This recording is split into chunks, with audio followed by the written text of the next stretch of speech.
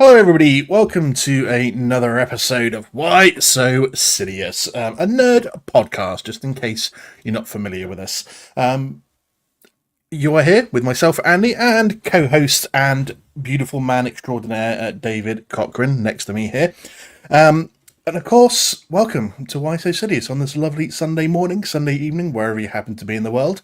We are going to be chatting about Marvel Zombies today, but before we get into that, make sure that you're jumping online and following Why So Serious on TikTok, Instagram, X, obviously here on YouTube. You can catch it over on Spotify, Apple Podcasts, iHeart. Wherever you catch your podcast, you will find Why So Serious. Don't forget as well, Christmas is coming up, so jump into the merch store as well. Get yourself a hoodie, get yourself a t-shirt, get yourself something Why So Serious, just to show some support to your favourite podcasts, because we need it. Dave needs some better internet. Caleb needs a laptop. There's so many things. Me and JD have got various kids to support. There's lots that we all need your money for. So please show some compassion this Christmas. Give it to people that don't really need it. Okay, that would be beautiful. But yeah, Dave, how you doing today? Doing good. As long as the internet does good, I'm doing good. We are here on a beautiful Sunday morning, and I'm ready to talk about some undead creatures. So yes, Marvel Zombies, that is the exact reason why we are here today. Obviously the show was out a little while ago. It's taken us a little while to get around to it, but that's no problem. It's never too late to chat about anything, to be fair, is it? So but Marvel Zombies follows on from What If. So obviously the animated What If series, season 1 of What If as well, which we're going back a while for. This is where the series originates from, because there was a zombies episode in there where a virus is broken out from the quantum realm, a quantum virus, by Ant-Man Senior. For some reason, his name has escaped my brain. It always happens right at the minute I want to talk about someone. Their fucking name escapes out my head. Michael Douglas's character. You know who I'm talking about. Hank Pym. That's the one. I don't know why he's got in my head. He comes out, starts infecting people in the Avengers, and basically it spreads like wildfire. But let's just chat about that episode first. So the original What If Zombies episode, what did you reckon to that, Dave? I think I remember enjoying it. I think that was one of the episodes I liked. I should have gone back and watched those before watching this Marvel Zombies show. I mean, it's literally the start of the story. Marvel Zombies episode 1, it picks up from that. It does not explain really anything what happened before, and you would have thought that I'd go back and watch that, but I didn't. But I feel like I remember enjoying the Marvel Zombies, saying it was a little bit different than what I expected, but for the small amount of screen time we got in the What If season 1, I thought they did some fun creative stuff. But it had the same issue. They did some fun creative stuff, but it still felt like they could have done a lot of crazier stuff, which felt like the opportunity with this Marvel Zombies project to go deeper into it. Yeah, I actually really enjoyed that episode, to be fair, because a lot of people ask where were the Avengers in the Marvel Zombies, and that's the episode that kind of explains what happened to them and the fact that they all pretty much went down pretty damn quick, to be fair. So it does obviously, but I think they explained a little bit at the start of this one, basically, or more about how the virus happened rather than what happened in general, like in that episode. Right. But that episode was pretty badass, wasn't it? I mean, because obviously we see a lot of the heroes going around. We get to see Spider-Man with Doctor Strange's cape. Obviously Bucky's there. Like the Wasp is there. She becomes gigantic zombie in the end, which was quite amusing. Obviously we saw the Hulk a little bit. We see Vision, and obviously the fact that he had Wanda locked away and was just feeding her people to keep her satiated, to stop her breaking out. And then obviously this group are the one that basically wake her up. And so it just goes on from there, really, doesn't it? So this starts off 5 years later, Marvel Zombies. So we're following a small group of some of the younger survivors on their way to stop the zombie plague that has devastated Earth. Their mission leads them to risking traveling across the dystopian landscape, fighting superpowered zombies, trying to save the world, and get a message out to the Nova Corps because they have the tech that can come and help them. So as we start off in episode 1, we start off with 3 young survivors. So we've got Kamala Khan, Ms. Marvel, Kate Bishop, and Ironheart, Riri Williams. And we got Friday flying around in an automated Iron Man suit as well, with a teddy for a head. That was pretty random. Classic. And they're in New York, and we see them trying to get obviously supplies and stuff. And then a downed shield Quinjet crashes in New York, and they're trying to get out to it to see what's cracking, and they're sort of attacked by zombie Hawkeye as well, which is quite cool. But the zombies here seem to have a bit more sentience maybe than the ones that we saw in the What If episode. They seem to sort of still know what's going on and still be fairly intelligent to a certain degree, but they just seem to, obviously be zombies. So, and it turns out, because I didn't know this at the time, it took me a little bit of research to find out, but obviously they go to the Quinjet, don't they? And they find that there's like a little key stuck inside the guy that's crashed, the guy that was piloting. Turns out that was Eric Selvig from the Thor movies, which I didn't know. Oh, I didn't know that either. No, it took me a little bit of research because everyone was like, "Who is this guy? Who is it supposed to be? Is it just a random like Shield agent? Who is it?" Turns out it's supposed to be Eric Selvig. But yeah, so episode 1, it focuses more on this little trio and their survival in New York and sort of coming across zombie Hawkeye. What did you reckon to it? Yeah, so I will say, first I'll speak on Kamala. When we first got word that she was going to be the main character we followed through the TVMA Marvel Zombies, I remember thinking, that doesn't fit. Why would you choose the young adult, like, almost kind of children's side of the MCU as the main character for this brutal, mature project they're about to do? Watching it, I guess I understood. I didn't. It worked better for me than I thought it would, I guess I'll say, as far as Kamala being the main point of it. Episode 1 was fine. The zombies, to me, you mentioned, they seem smarter than they were in the past. I think that, and they feel more like they've got the rage virus from 28 Days Later, more so than they're zombies, because they remember how to use their powers. They use them strategically and well, and it's not like zombie Iron Man is just rage blasting stuff all over the place. Like, he's aiming and firing his repulsor blasts. They're doing stuff consciously. So they come off a lot more, I guess just intelligent and strategic than your normal zombies. So that's one thing, but that makes it fun, because it wouldn't be as fun having a zombie Iron Man who's mindless and is just running into walls and biting at stuff. It's fun having these different variations of zombies with different powers. And it's just like, what if these heroes that we're so familiar with were just raging maniacs and just were trying to kill everybody? And you get some pretty cool scenes out of it. So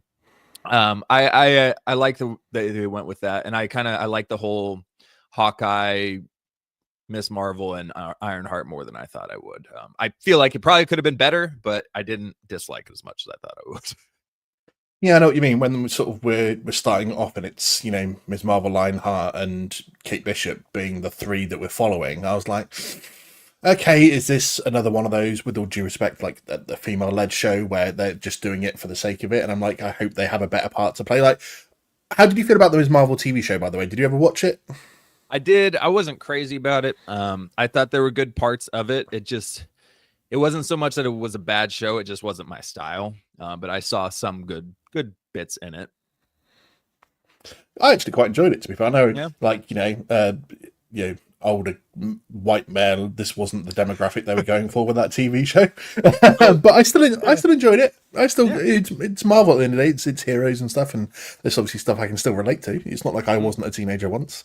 I didn't just appear one day and I was like 40. So I can still associate with it to a certain degree. But yeah, what I do think is that I've always enjoyed the things that Ms. Marvel's done. Like, I know some people, like, for example, weren't crazy about the Marvels film. With the 3 of them in that. Again, I didn't think it was the worst thing that we've seen from Marvel by a long way. It was just pretty meh. It was just like, it was average run of the mill. There was nothing special about it, but it wasn't like the most shocking thing that we've had in recent times from Marvel either. So I've enjoyed things that she's done. So I was thinking, this could be good. Because I don't know if you ever got round to playing the Avengers the Avengers game. Marvel's Avengers, no. Yeah. So she has a pretty decent part to play in that as well. So they have pushed her to the forefront quite a lot recently, over the last sort of 3 or 4 years. And I've enjoyed everything she's done, to be fair. So, I will say about the show, it's not even her character that didn't fit. My biggest gripes with the show actually was more so the action and CGI and use of her powers in the show. If they felt like there were a lot of corny moments with her powers, herself, her family, the Pakistani plot line and her heritage there, all of that I thought was written well for the show itself. I was like, yeah, I didn't. The corny lines, the villain was awful. The CGI was pretty rough for me. So seeing her in Marvel Zombies with an animated, a more free leash on using her powers without it looking maybe a little goofy with CGI, I thought it worked a lot better in this format. Yeah.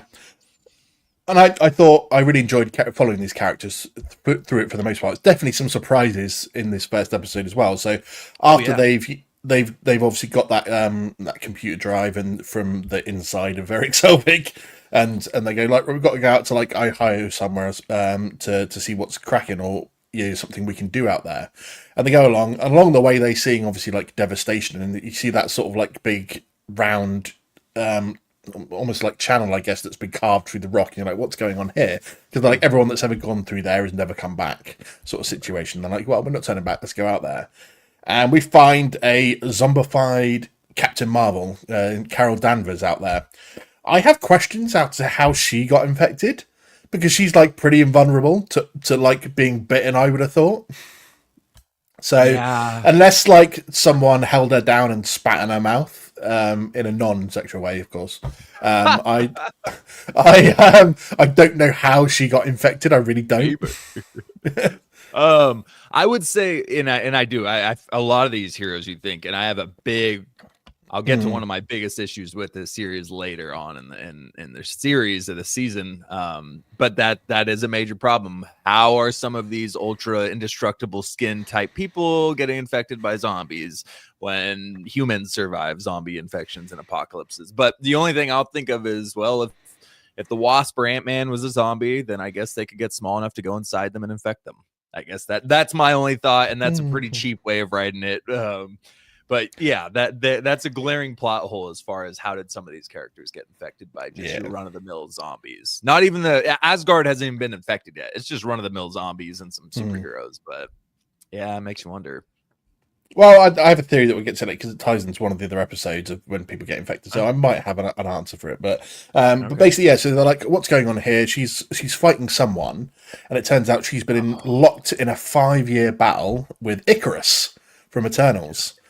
He's looking pretty damaged and worn down, and he's basically been keeping her busy for 5 years non-stop. Good. And he can obviously run for a long time. He can take a lot of damage, but at some point, it's going to get to a phase where he would eventually get beaten, and she would be unleashed, and then that would be it for the end of the earth, pretty much.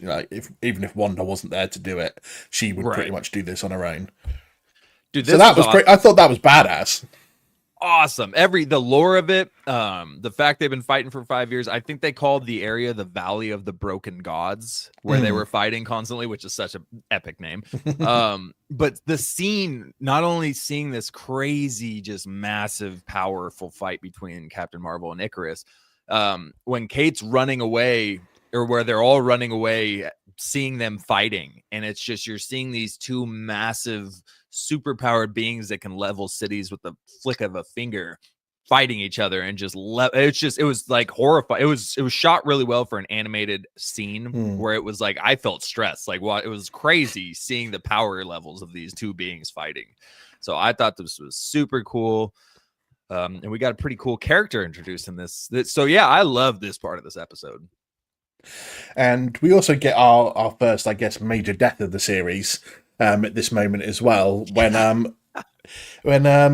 Kate Bishop is sort of wiped out essentially straight away by Captain Marvel. Just gone. Just no fucking chance, because let's face it, she's got no powers. She's not surviving for that long. I'm surprised she lasted 5 years, to be fair. Yeah, that was a pretty badass thing to do, because obviously, if people know me at all, they know I like a lot of death in my things. I like major characters to be wiped out. I think it's always so unrealistic. So many of the big heroes make it through all these big battles, and virtually none of them ever get killed off unless it's, Endgame. So to have like one of the protagonists that you're following straight from the off be one of the first ones killed as well, I thought that was a great moment to have in it. So they obviously find out as well that this thing is a transmitter, or they need a transmitter, to broadcast a signal to the Nova Corps in outer space, and they have to do it. And to do it, they have to get this signal past. Excuse me, that's my tea coming back up. They have to get it past the atmosphere of the Earth, and this is where we sort of obviously get an explanation as to what's. They keep talking about the Wakanda incident, and I can't remember if it's this episode or another one where we get explained what happened. But there was almost like a tribute here as well to Chadwick Boseman's Black Panther, because they basically explained to us that obviously when the zombie apocalypse was sweeping over the Earth, Thanos turned up with most of the Infinity Stones, and was obviously because of the zombie apocalypse going on, there was no Wakandan army or battle to try and stop him from taking any of the Infinity Stones. So he pretty much just rocks up and grabs them, and he's got a full gauntlet pretty much of Infinity Stones, and Black Panther's fighting him. I can't remember if there was someone else there fighting him as well. I didn't put that in my notes. I thought there might have been one other person that was there fighting with him. There was. Oh God, who was that? But anyway, they're fighting, but what they're realizing is that Thanos is actually getting smarter and working out how to use the stones as they're fighting. And so there's only one thing they can do, which is Black Panther basically sacrifices himself by jumping with Thanos into the vibranium core of Wakanda with all the stones. And it sets off this massive this cosmic explosion, which basically puts this like radiation barrier into the atmosphere around the Earth, so you can't really pass it without getting harmed. And it was cool that they sort of like, whilst obviously like, I don't think Black Panther had any speaking lines in this, but again, I felt like it was a tribute to the passing of Chadwick Boseman in a way, because they gave him like a really heroic ending, like sacrificing himself to save the Earth essentially, or possibly even the universe by sending himself to his own death with Thanos. So I thought that was pretty cool. But then they're like saying how the power being unleashed by the stone is needed to be contained. And so turns out Hulk sacrifices himself because he jumps down into that hole and basically takes all the power, the infinity power, into himself. And he just basically now sits at the bottom of this hole containing that power within himself. And so he can't ever leave or can't let it escape him because it would ruin the Earth again. So what do you think to all that sort of setup of that story of basically this is what happened with the Infinity Stones and the Wakanda event, as they called it?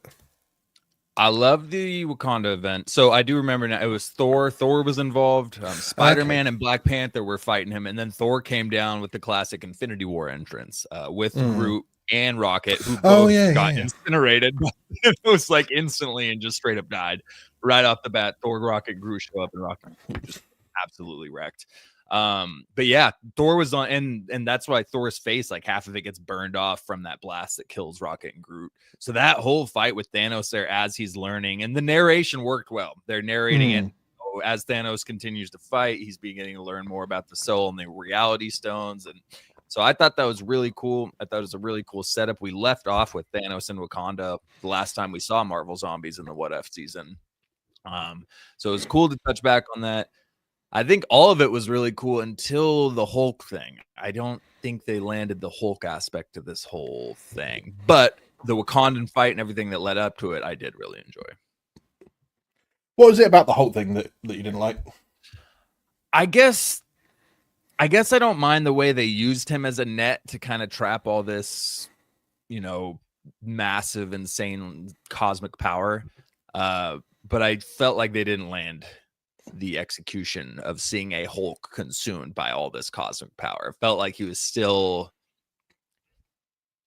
got Hulk kind of dampened down. And then I felt like for an animated series where it's like, we can finally see Hulk unleashed, we haven't seen it in the MCU. That's been a major problem. What now you're telling me he's infused with all of the Infinity Stones? Oh, and he's still getting scratched by zombies and he's getting gassed. He's throwing punches and like, what? Oh, come on, man. Let him live, man. I don't know. Let him do a thunderclap and change reality. I don't know. Do something crazy. But he just was throwing hooks at zombies and getting tired. It was like, this is Infinity Hulk. I don't know.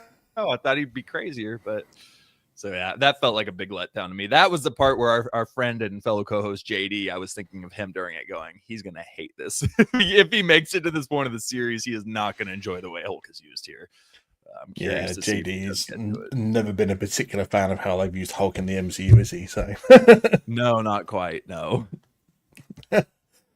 So yeah, we get Kate Bishop killed off at the end of that episode.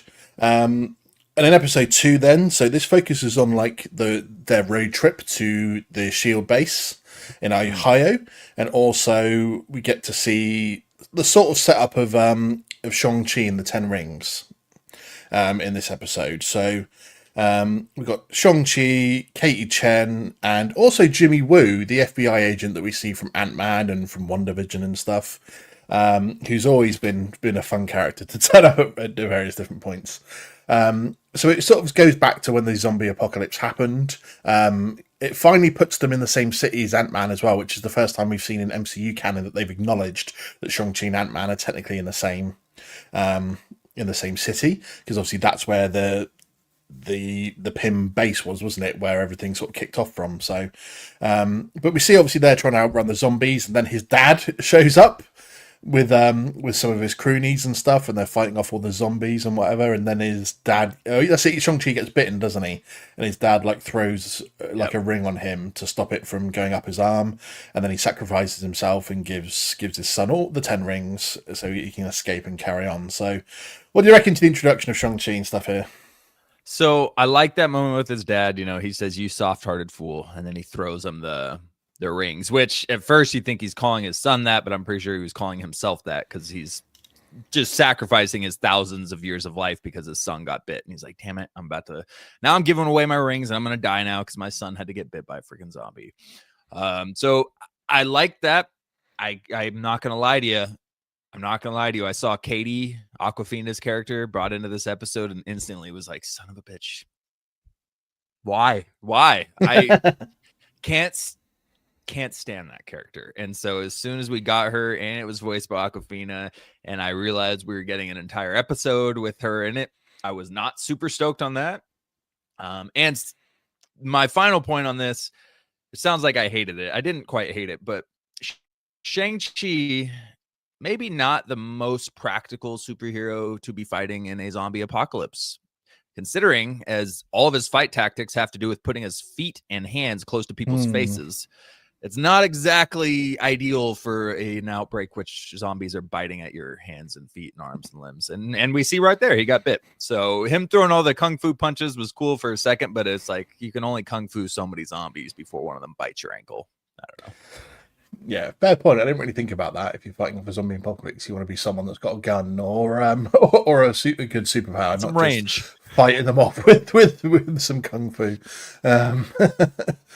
But I suppose once you've got the 10 rings, because we saw his dad do it, didn't he? Just using the rings to just wipe out hordes of them at a time. So once he's got the rings, it's all good. But yeah, how Katie and Jimmy survive these 5 years is a mystery to me. Because just running, I mean, because we get to see them because it goes forward the 5 years, doesn't it? And they've got like a Mad Max group where they're just going around in their armored vehicles. Like how petrol has survived 5 years into the future, I don't know, because that would expire after like 2 or 3. So how they're still driving cars and shit around in the zombie apocalypse, I really don't know. Not that this is realism and I'm going for realism here, but I'm just saying you've got to factor this shit in, surely. So you're just driving around, fucking Mad Max style, just killing things and just beheading shit and just having fun with it and stuff. Was this random out of place? Did you expect to see them like this in like the 5-year future bit?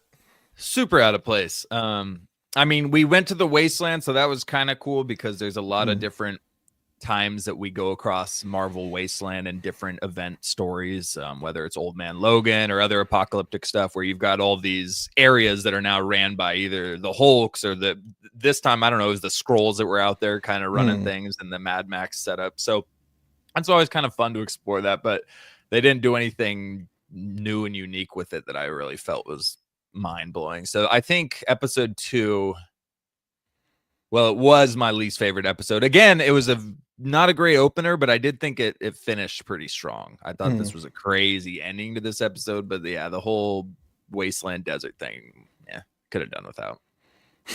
What was it? Just elaborate a bit more on what you were saying about the ending. What was it you liked about that? So the ending of that episode is where they end up boarding the raft, I believe.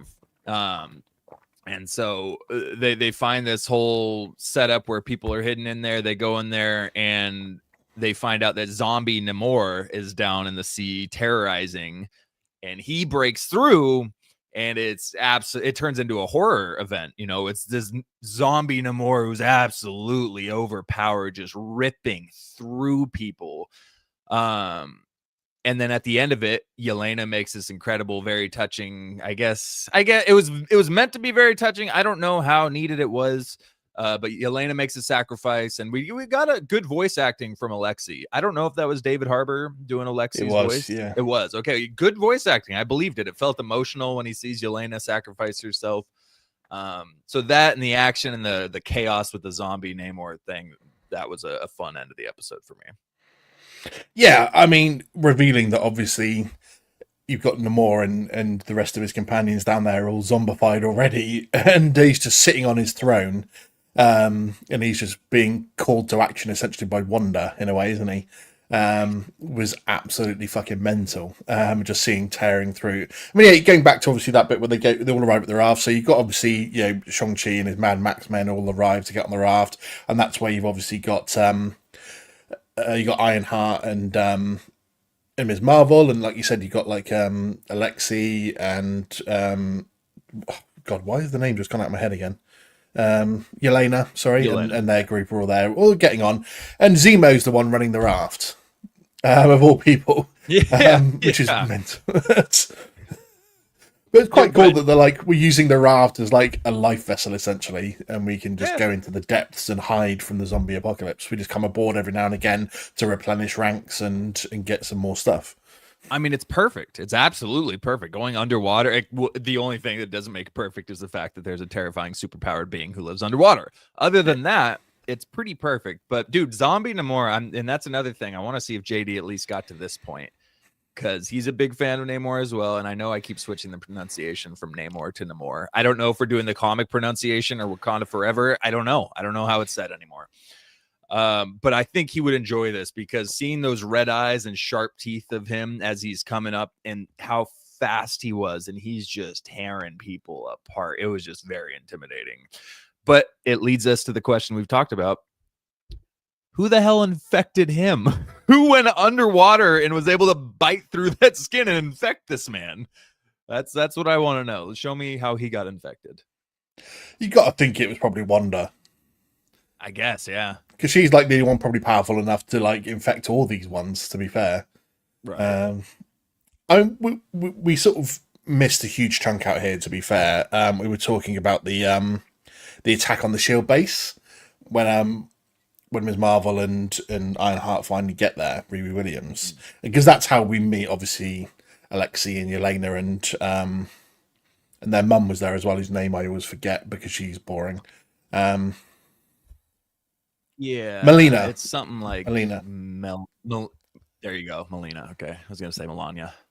Should have said it's on my notes in front of me, to be fair. But yeah, so the fact that so we missed out on chatting about this. So there's the attack on the Shield base, because you've got the Wakandan army being led by, oh my god, why is everyone's name disappearing out my head?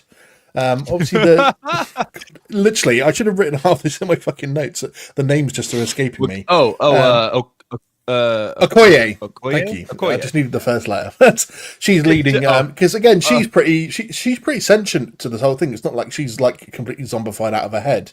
Probably obviously because she's being controlled by Scarlet Witch, to be fair, so it's given her some clarity of mind. But she leads an army attacking on the Shield base.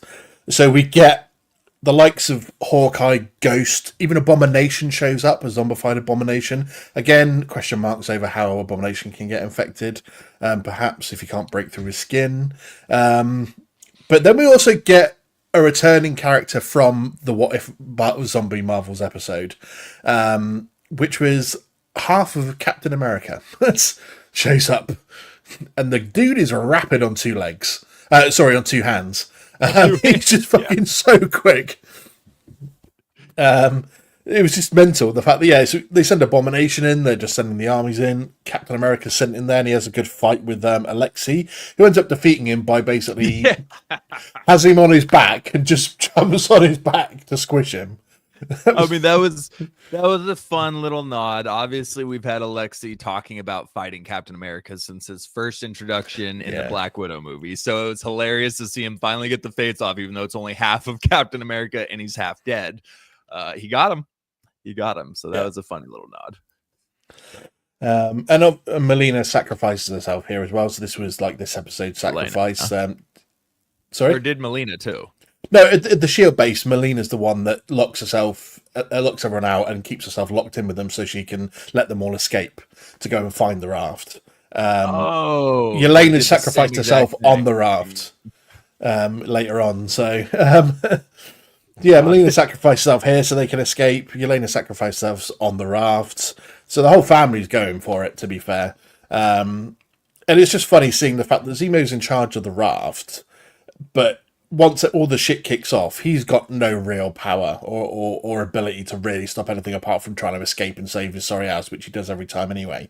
It's always funny to me that the minute the shit hits the fan and he can't really do anything, he turns into that snivelling little guy that just piggybacks off over everyone else trying to survive. Which I suppose is one of his qualities in a way, he's a survivor. But so once the shit kicks off and they manage to escape, they're like, right, so where can we go? And they're like, let's go to one place where we know there's probably nobody infected. So they decide to go to New Asgard, which brings us to obviously the next episode. So episode real 3. Quick, before we head Yep. in, sorry, I'm a little delayed. The internet's taking a little dump. Real quick, we there was one thing we didn't bring up yet, which I kind of wanted to bring up. It was one of the cooler aspects of the show, and we saw him in episode 1 and the end of it, I believe. But we got Blade Knight or Blade, yeah, Blade Oh Knight, god, sure. yeah, sorry. We got My notes are Blade all over and the Moon place. Knight hybrid with Mahershala Ali. Awesome design for a character. I mean, this dude looks freaking sweet. It was perfect for me. The design of his character looked freaking awesome for a Moon Knight / Blade hybrid character. And he was pretty badass throughout it. He had some really cool fight scenes with the sword. I had a lot of fun with that character, so I wanted to mention him before we got any further there. He was pretty sweet. No, good call. For some reason, I don't have him written on my character list, which is a shambles because he was one of the best ones of the entire series. Yeah, he was awesome. Yeah, just the fact that he's just there. Everyone thinks he's fucking nuts because they just don't believe that he's like an avatar of Khonshu or anything like that. And he's just rocking up. And then that obviously pays off when they do turn up to New Asgard. And Valkyrie's obviously the one in charge there, and she's like telling them to get lost and whatever, and then until like Khonshu appears, she's like, Khonshu, you old codger, what are you doing here? Didn't know you were still alive, sort of thing. And they allow them in, and they obviously see the fact they've got all the Asgardians safe in there, and they're like chomping away, having a big feast and partying and whatever. And then you've got Thor, who since that battle in Wakanda is basically just sat on his throne and done nothing. Like, just sits there, doesn't talk to anyone, just drinks and eats, and that's it. He's just completely shut down, which is ridiculous, to be fair. Yeah, well, he's got a knack for it, but it's also just ridiculous. I don't believe he'd shut down that to that degree. Yeah. But this is where it all obviously then kicks off for them, because Valkyrie's just like, I don't know what we're talking about. You know, we've got a friend here. You know, we've got Wanda here. She's our friend. And they're like, what the fuck are you doing? She's the enemy. They're not at all. She's working with us. She's going to help cure. She's cured herself. She's obviously appearing in a normal form. And then obviously it's like a bit like in, I guess, Multiverse of Madness, when reality disperses and you get the real image of what's going on, and it turns out that she's basically been providing food for all the Asgardians, but it's infected zombie meat. Which is a way you could probably maybe say that is how she's infected other people. Captain Marvel, for example, she got fed some infected zombie meat and got it that way. Same for Abomination, perhaps. That was what I was thinking earlier when we were talking like, how did people like Captain Marvel get infected? And like, okay, so it's not just being bitten by them. Like, there's other ways to do it. So this is where the shit kicks off. And yeah, so what did you reckon to the whole New Asgard bit? They're all being feasting on zombie meat and turned into zombies themselves then.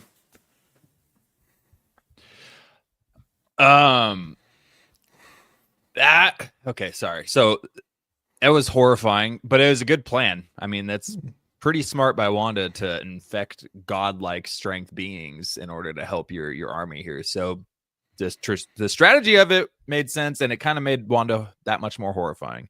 And she is horrifying. That was the best part of Marvel Zombies when we first got it in What If. It was the reveal of the design of this zombie queen Wanda. I thought it was terrifying, and I'm glad we're getting more of it in this. I even for a split second, which I don't know why, was like, okay, maybe this is a normal version of Wanda. Like, I don't know. I've seen Multiverse of Madness. I've seen this evil Wanda. I don't know why for a split second I was like, maybe there's something here. Clearly that wasn't the case.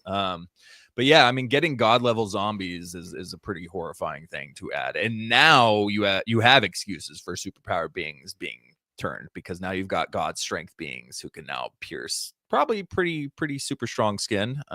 So pretty horrifying ideas in general. And was this the end of the episode where they finally make it into orbit to get help? I can't remember. Did we already? No, I think that happened. Was it the end of this? Oh yeah, it was it. Yeah, because they take the Asgardian ship and fling themselves into space. Because we leave it because Thor finally wakes his shit up and decides to join the fight.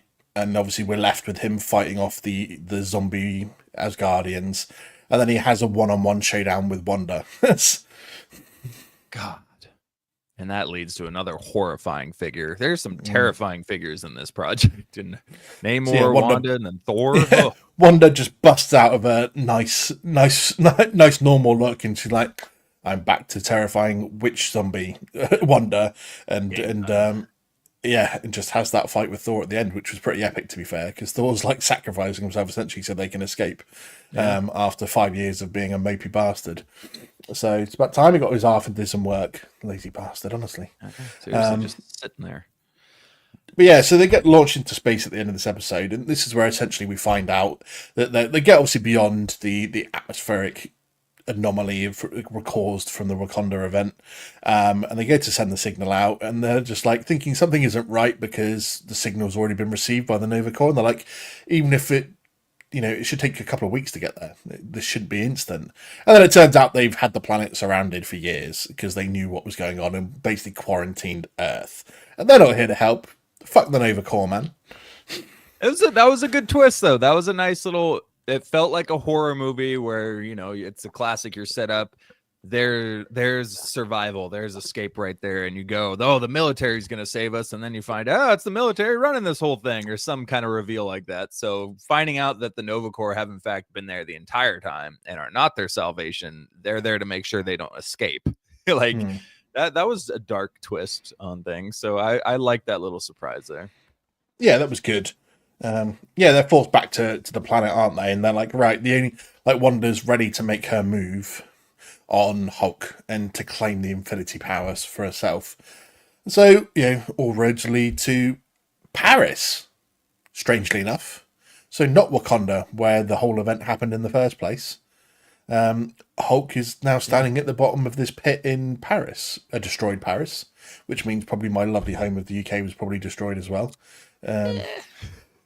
Probably. Especially since I live on the south coast, so close enough to France, fuckers. But yeah, weird that we end up in Paris, because this is nowhere near Africa, so I don't know why all of a sudden the destination changed, but this is where we are, this is where Hulk is. And so all roads lead to there. So the survivors that we've got, which I'm trying to think who it was that we had it at this moment in time. So we had Spider-Man and the head of Ant-Man still flying around from the original Zombies episode from What If. We've got was Ironheart dead at this stage? Yeah, they went to Camouflage is where they ran into everybody to kind of get some all the sorcerers. Oh, that was it. Yeah. God, my notes are shocking. Sorry, mate. It's been a while, man. So obviously we've got Moonlight Blade, we've got Alexei, obviously Ms. Marvel, as we said, and Thor does show up back at this point as well during the battle. But basically, Wanda sends all hands in to go and fight the Hulk. And like you said earlier when we were talking about him, he is there just like smashing waves of zombies out the way with one punch and stuff. But the dude is like the Infinity Cosmic combined, so he could have just rewritten reality and wiped them all out instantly. But don't know why. Obviously, that would be too easy for the plot. Right, and it would. They just could have done some more, again, some type of thunderclap where the zombies, I don't know, reality changes them back into normal people, or do some crazy, creative, unique thing that changes the pace of the battle instead of just swinging left and right. especially when Wanda keeps saying that, you know, she's obviously feeling the line of she wants to get the infinity cosmic power so she can put the world back to normal and change reality and set everything straight again. I'm like, Right. okay, so why hasn't Hulk done that then? If he's got the ability to use them, he could have done Right. that himself. The only time he uses the thunderclap is when Abomination comes up to him, isn't it? And he like thunderclaps him away with a bunch of zombies. Yes. Um, I think so. but he wipes Abomination out pretty easily, to be fair. That's, Yeah. this whole scene when they're like, you know, don't let Wanda touch Hulk, essentially, kind of reminds me of the final fight scenes in like Age of Ultron when they're like, don't let any of the Ultron bots hit the thing and let the asteroid descend. This is essentially the same premise. Like, don't let Totally. Wanda touch Hulk, keep them all away from him. And we get various battles. Like we said, that she's throwing everything at it. We get the Asgardians show up in their ships as well. And then zombie Thor shows up and has another showdown with Hulk, like Ragnarok Part 2. Yeah. And he literally, again, gets the shit smashed out of him. This time smushing his face on the pavement instead on the ground. So that's Thor gone. I never thought I would see Thor's skull squished into the ground that violently ever. So that was a sight to see. Yeah, that was a fun fight though, just because Thor was so terrifying. Him coming down, it's just like, who the hell's gonna stop this guy? Like, again, because going back to that, this isn't just a mindless zombie. This is like Thor rage virus with Wanda powers backing him. Now he's got red lightning, which was a cool little art design too. I thought it looked pretty savage. That was fun. That was just the idea of Wanda bringing god zombies to fight Infinity Hulk is a pretty wild sentence in itself. So the concept of it was cool. There were some cool fight scenes, but I felt like they could have definitely delivered more in this final episode. Was it just because of the fact that it's Infinity Hulk and he could just do so much more, instantly, rather than, or is he just stuck in like the Hulk dumbass? Like, because Hulk's obviously treated as not particularly intelligent, so is Hulk just thing like, I fight, so I just fight? He doesn't have the cognitive ability to really use the Infinity Stones to their maximum potential. Right. And then maybe that's the case. I guess maybe you shouldn't have Thanos zombie zombie Thanos learning how to do and use those things if Infinity Hulk can't. But I don't know. It's Hulk, so there is always that aspect of it. I guess I thought overall the setup for this final battle was pretty sweet, and I felt like it was hit and miss as far as the execution of this final battle. So then, as we come to the end of the battle, Wanda starts making her move on Hulk, and we do get obviously a bit of a fight there. But then obviously Kamala shows up, and Wanda's trying to convince her, because she's like, Wanda's obviously slowly wearing down Hulk, and he's getting tired and wearing himself out, which again, slightly ridiculous. Perhaps Hulk should have infinite stamina, really, especially if you're backed by cosmic power like that.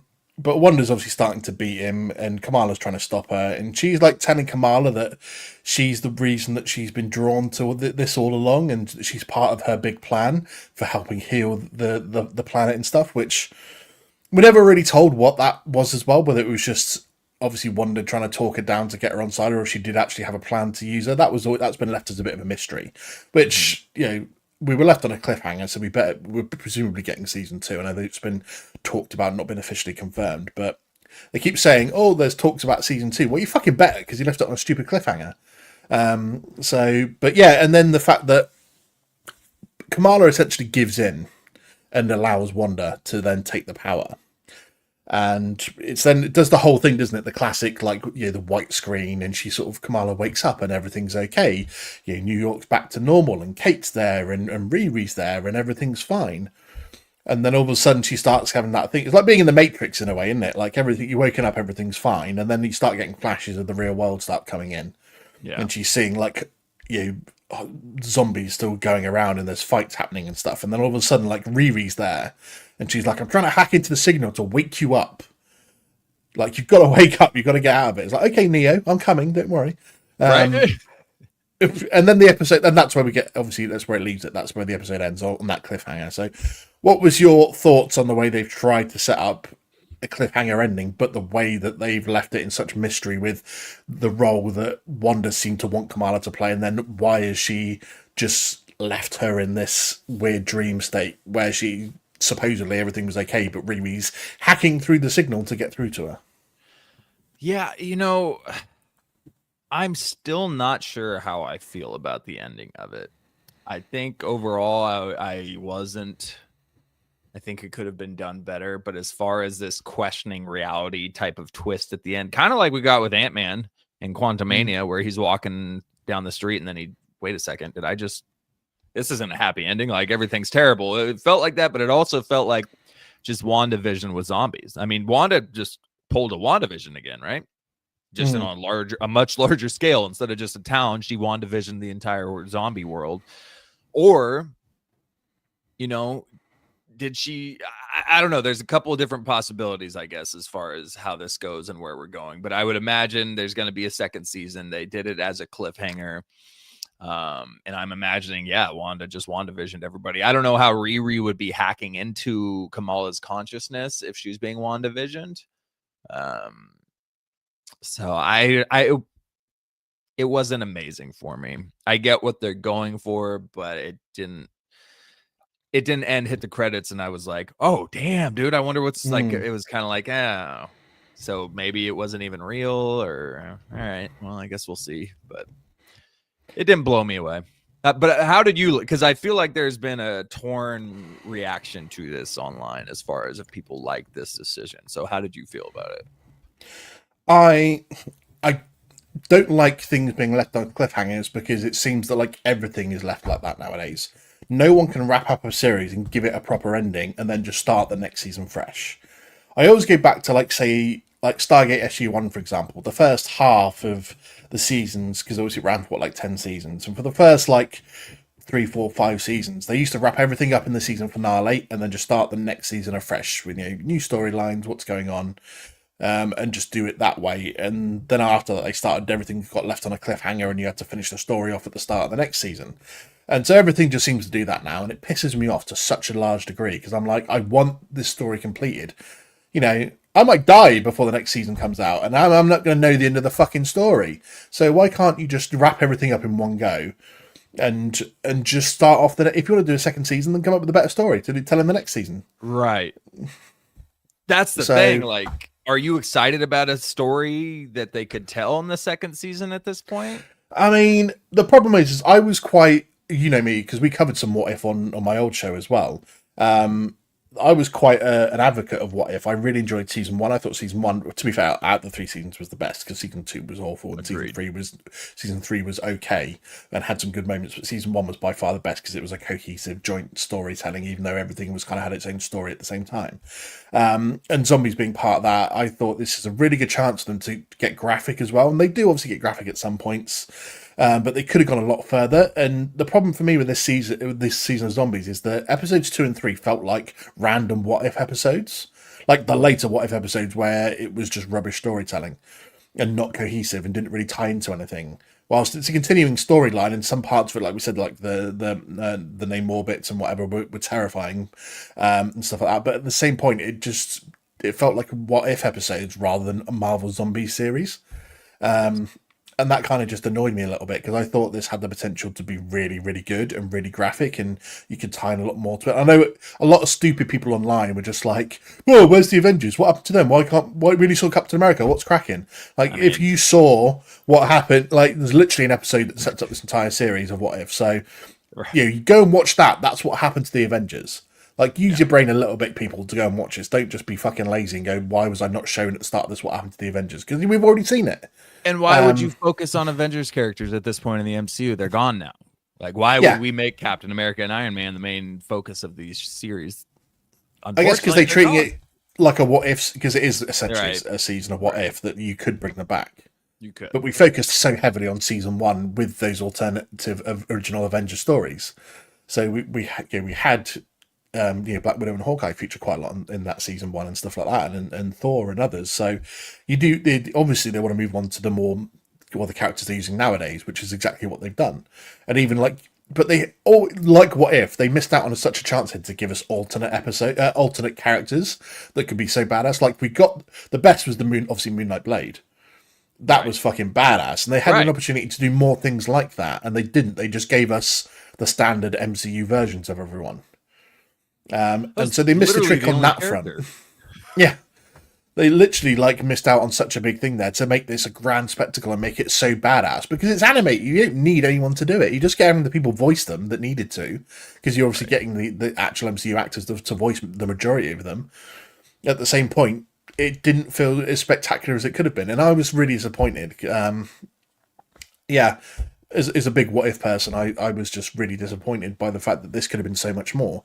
And even like the final battle, as we said, like, you know, the zombie horde versus the survivors and Hulk, they gave everyone some pretty gruesome deaths at times, especially towards the end of that episode when pretty much everyone gets killed off apart from like Kamala and Hulk, which was quite fun to see. Because even then, like, Khonshu's like, I'm not going to die, but obviously my avatar's just died. Let me go and find someone else who's not dead yet to take on my new avatar. But even then, they still miss out on opportunities when they're playing down to it and setting up a sequel, when it's just like, can't you just wrap the story up here?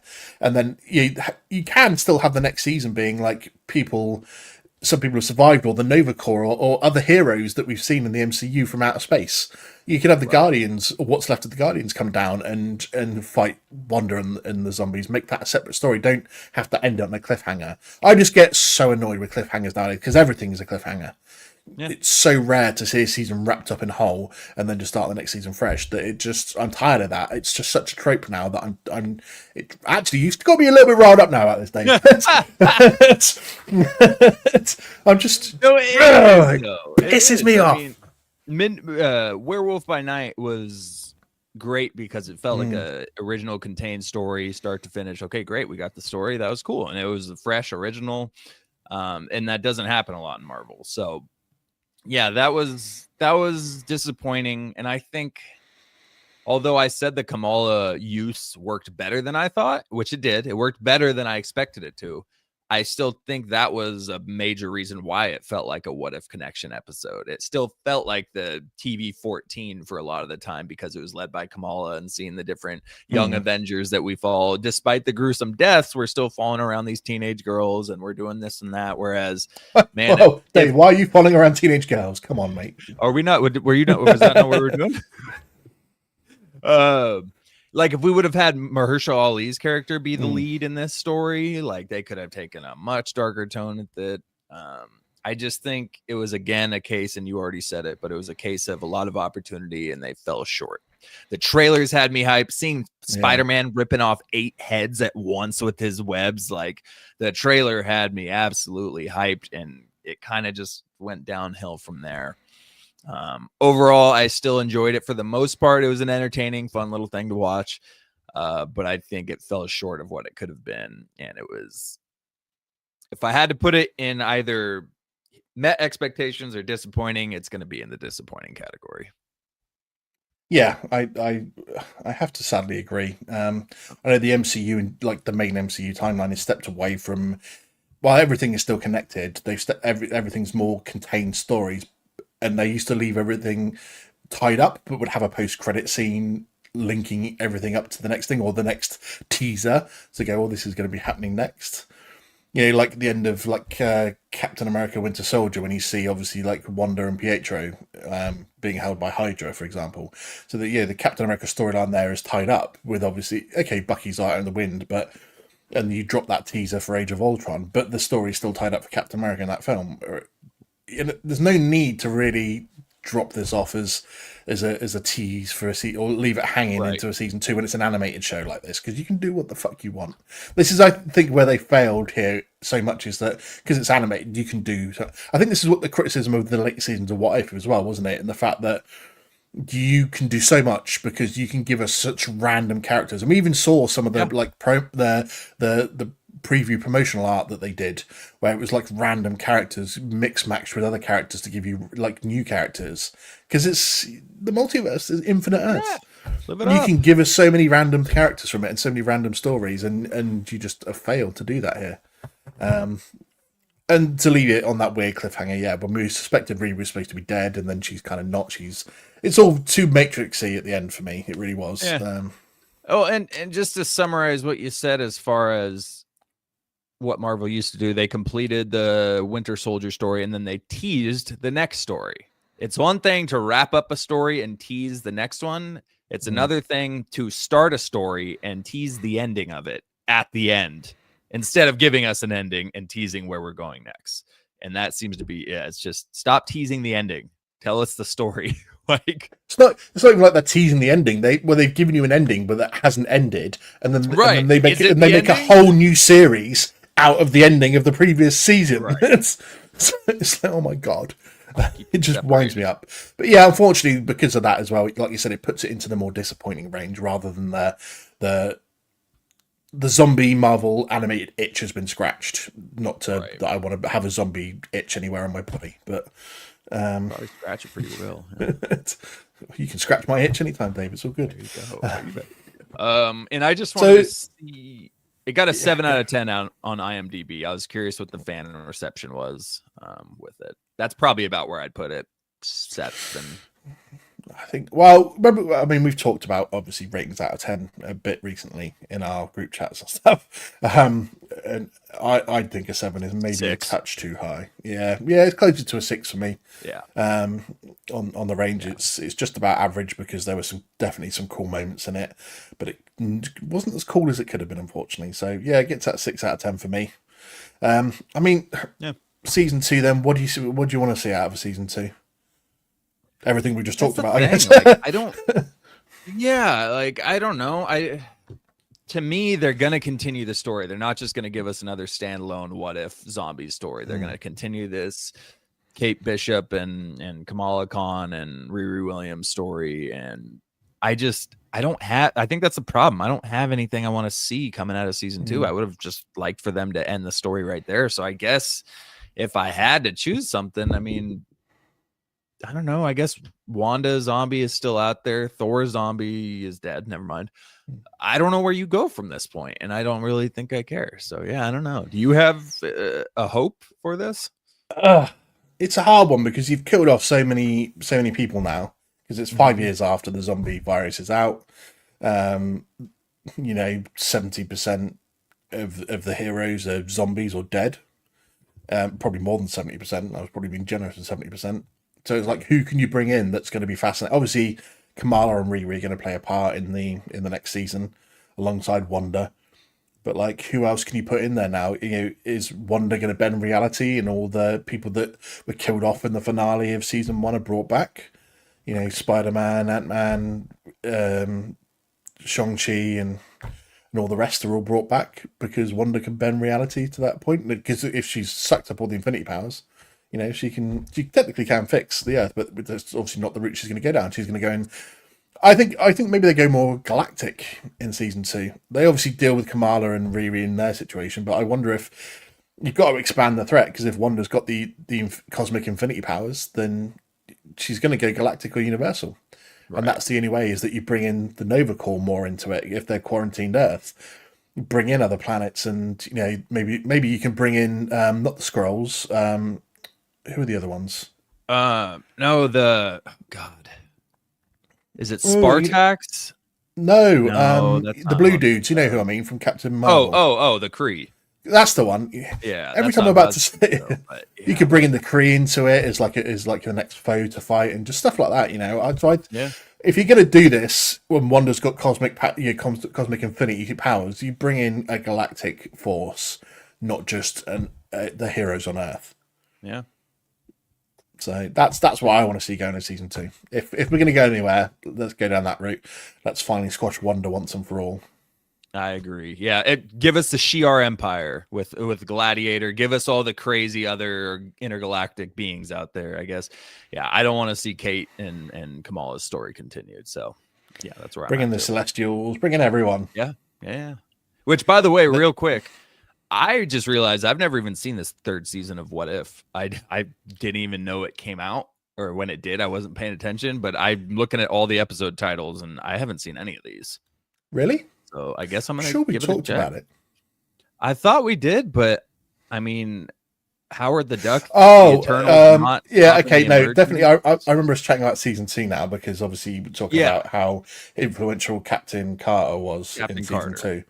Right. Yeah, don't watch the end of season 3 then. She's back, huh? Yep, there it is. Yep, Captain Carter, season 3, episode 8. So I guess I'll watch that. Yeah, I haven't watched it. You can do. Again, names. But you're just talking about the Howard the Duck episode there. Howard the Duck and Darcy from the Thor films. They have a baby together. What? Yeah. And it turns out to be a completely brand new character that isn't comic book related, and she's like pretty much got some of the most powerful abilities in the Marvel universe. Because somehow, an unempowered person like Darcy and Howard the Duck having a kid together creates that. You're muted, I think, mate. Yeah, well, naturally. I guess I'll skip that episode. Unfortunately, you need to see the character because she's relevant in the finale. But God, generally consider when this is one of the arguments, and like of all the things you can do with What If, of all the many stories and the many characters you could have done, why do you create an episode where Darcy and Howard hook up and have a kid? That's you're listening to the wrong things, Marvel. When people said go outside the box and bring multiple characters into different stories we've never heard, we didn't want Howard the Duck impregnating Darcy. What are we? Wow. Okay. I can't believe I didn't hear of this until now. Fucking bonkers. It literally is one of the most bonkers things I've ever seen. Yeah, that's ridiculous. Anyway, that was our coverage of Marvel Zombies. If you haven't had your Sunday fill of Why Is This It Is, and why not? We've got plenty of filling that we can give you. Join us in, well, not David particularly, maybe myself, but at minimum, you can join JD and Caleb in a few hours' time at 2 p.m. PST. They've got a Week in Geek. If I'm still alive in 3.5 hours' time, I might jump on with them. Dave, unfortunately, is booked up. He's got some useless things to be doing on his lovely Sunday afternoon. This is true. So, yeah, and if you're about 3.5 hours' time, 2 p.m. PST, join us back on YouTube, where JD and Caleb and possibly myself for some nerd news of everything that's been going on over the last week or so. But apart from that, we've still got some things upcoming. We've got some really cool nerd therapies on the way. We've got maybe some coverage of Gen V coming up as well.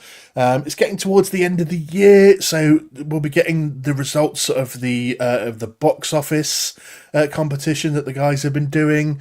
I think it's pretty much a foregone conclusion, but nothing's ever settled in stone unless Wicked for Good becomes one of the best grossing movies of all time. I think this one might be in the bag. Do you care about the Wicked films, just out of interest? No, that's Caleb in our podcast. He just went and saw the second one in theaters, actually. No, I will say, I didn't watch the first one. Love The Wizard of Oz. I saw the trailer for the second one, and I was like, that kind of looks epic, actually. Showed you a little side shot of the lion, the Tin Man and Dorothy about to talk to the wizard, and I was like, man, this looks kind of cool. But apparently it's awful, so I won't be watching it. One of the most overhyped movies of recent times, simply because I went to the cinema twice in the last few weeks to see Predator, the Predator film, Badlands, and The Running Man. And there were 2 trailers for Wicked for Good and 2 adverts that focused on it as well. So I had to put up with essentially 4 previews of Wicked for Good before I got to see the film I went to see. And if that isn't enough to make you want to walk out, then I was pretty damn close. Because I don't give a shit. It's not my cup of tea. So I didn't really care about it. But having it jammed down your throat 4 times in 20 minutes before you're getting to see the film you actually want to see.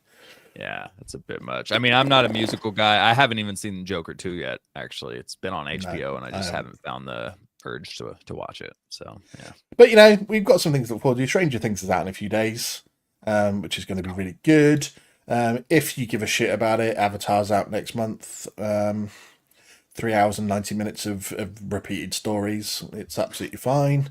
Apart from that, like I said, box office update coming soon because that's almost over and done with. But that means we're getting into the new year and the annual Cities Awards will be back as well, which will be even fun this year because I'm part of it. So having a slightly different perspective on what's been happening for the year. It's been a decent year actually for things overall. So I think last year it was a bit short, wasn't it? Because there wasn't that much going on last year, whereas this year there's been quite a bit going on. Movies was horrible last year for our categories. Like it was slim pickings. So this year should be fun for both movies and shows. I think it's going to be a good Cities Awards, to be fair. And a new probably updated round of the box office drafts, because Yeah. obviously I've created many problems by joining the group, and Dave's got to rejig around how exactly we do everything. It's going to be fun. I'm looking forward to rearranging some stuff to make it a little bit more exciting. And there's too. some And it's big gonna shit be- going on next year as well. So whether we include them, do we not include them? Because whoever gets like Doomsday is just going to win everything, and like Right. don't even need any other films in your arsenal. You got Doomsday there, and that's pretty much like 90% of your box office sorted. Like Dune Messiah, what's going on? Mandalorian and Grogu, is that going to do over $1 billion? Like, so we've at got to least take there's these into multiple. consideration. Yeah, Yeah. yeah. This year we cut out Avatar because it was like, it was going to be one movie that's going to break 2 billion, and that's absolute positive. At least next year, there's a handful of stuff. So yeah, we got a lot of planning and talking and rules laying out to do and voting on, but it'll be fun. It's going to be a fun year for sure. It's going to be amazing.